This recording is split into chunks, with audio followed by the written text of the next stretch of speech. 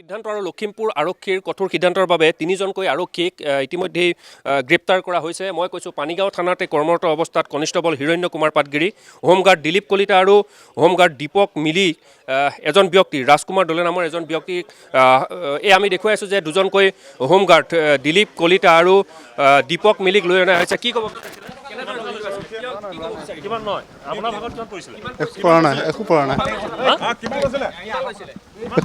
আৰু আমি কৈছোঁ এই দুজন হৈছে হোমগাৰ্ড কনিষ্টবল হিৰণ্য কুমাৰ পাটগিৰিক আমি সোধা পোছাৰ যত্ন কৰিম। আৰু এই দুজন ব্যক্তি যদি চাই ভালকৈ মুখত কিন্তু তেওঁলোকে ইতিমধ্যেই গামোচা বান্ধি আহিছে, কাৰণ গামোচা পিন্ধি অহাৰ তেওঁলোকৰ কাৰণেই হৈছে তেওঁলোকে লাজত তেওঁলোকে মুখ খুলিব পৰা নাই। কাৰণ এজন নিৰীহ ব্যক্তিক ৰাজকুমাৰ দলে নামৰ এজন ব্যক্তিৰ পৰা এই থানাখনৰে পানীগাঁও আৰক্ষী চকীৰে ভাৰপ্ৰাপ্ত বিষয়াগৰাকীয়ে 50,000 টকা ডিমাণ্ড কৰিছিল।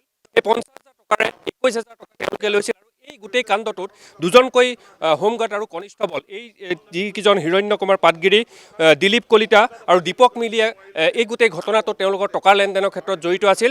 যোৱা 10 মাৰ্চত লখিমপুৰ আৰক্ষী অধীক্ষকৰ কাৰ্যালয়লৈ গৈ তেওঁলোকে ৰাজকুমাৰ দলে নামৰ ব্যক্তিজনে গোচৰ তৰিছিল আৰু তাৰ পিছতে তদন্ত প্ৰক্ৰিয়া চলি আজিৰ ডাঙৰ কথাটো হৈছে যে কালি নিশাৰ ভিতৰত আৰক্ষীয়ে কনিষ্টবল হিৰণ্য কুমাৰ পাটগিৰি আৰু হোমগাৰ্ড দিলীপ কলিতা আৰু হোমগাৰ্ড দীপক মিলিক গ্ৰেপ্তাৰ কৰি ইতিমধ্যেই স্বাস্থ্য পৰীক্ষাৰ বাবে লৈ গৈছে। তাৰ পিছতে তেওঁলোকক জাজৰ সন্মুখত হাজিৰ কৰা হ'ব আৰু ন্যায়িক জিম্মাত প্ৰেৰণ কৰা হ'ব।